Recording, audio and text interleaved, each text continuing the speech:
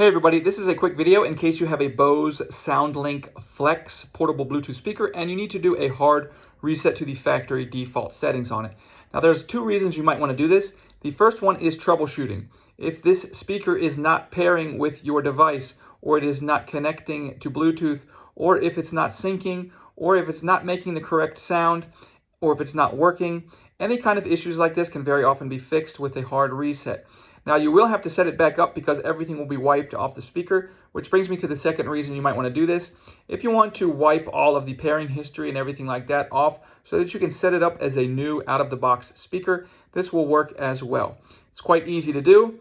All we need to do is first make sure that our speaker is turned on and we have a decent amount of battery in it. The next thing we're going to do is come and press the power button, and we're going to press the power button for 10 seconds. Just press and hold for 10 seconds. After that, the speaker will power off, at which point we can go ahead and wait a couple seconds and then turn it back on. It will automatically enter pairing mode and we can set it up as a new speaker.